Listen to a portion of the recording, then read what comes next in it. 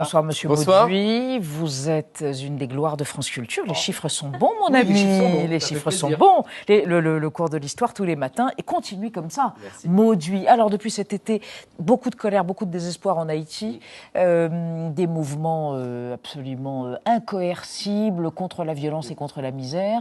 Le président, comment s'appelle-t-il? Jovenel Moïse. Les manifestants exigent sa démission. Ils ne l'ont pas encore obtenue et ils ont transformé la commémoration de l'obtention donc de l'indépendance en encore plus de violence. Et vous allez nous expliquer comment la colonisation et l'indépendance sont à l'origine de tout. Exactement. Enfin, de leur misère, en tout cas. De la misère. Vous allez voir, le 18 novembre 1803, c'est une armée d'anciens esclaves qui chasse les Français de la colonie de Saint-Domingue. En fait, cette victoire est le fruit de plusieurs années de combats, des combats menés par Toussaint Louverture, par Jacques Dessalines. Alors après cette victoire, il y a un massacre, des Blancs qui sont restés sur l'île, plusieurs milliers de victimes.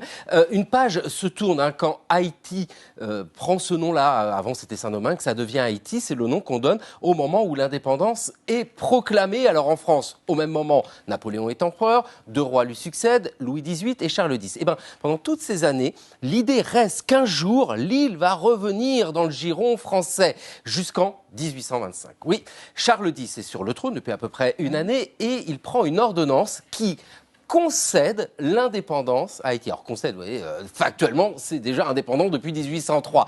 Mais dans son ordonnance, il rajoute une petite clause. Cette petite clause, c'est pour contenter les colons qui se trouvent spoliés.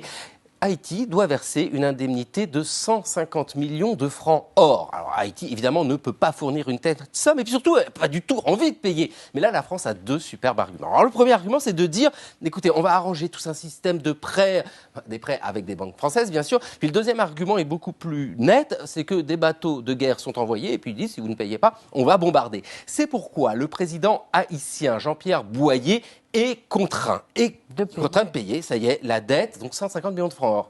Et commence alors un cercle infernal qui maintient Haïti dans la misère. Parce que cette dette, vous l'avez compris, il y a la dette elle-même, et puis il y a tous les intérêts. Donc c'est absolument colossal. Il faut le dire aussi, la gouvernance à Haïti est un peu catastrophique. Celle de Boyer, notamment, c'est du n'importe quoi, donc les finances ne vont pas du tout.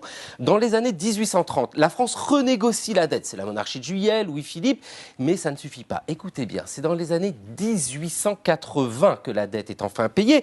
Donc l'indépendance, c'était 1803. Et les intérêts surtout, dans les années 1950 que les intérêts et les emprunts sont enfin payés. Donc vous voyez, une dette séculaire qui a maintenu Haïti, qui est une des causes qui explique cette misère persistante à Haïti. Alors bon, moi ce soir, je vous parle d'Haïti, je fais de mon mieux, mais pour parler d'Haïti, le mieux est d'écouter quelqu'un qui connaît à fond le pays, une chanteuse haïtienne, elle s'appelle Toto Bicinte.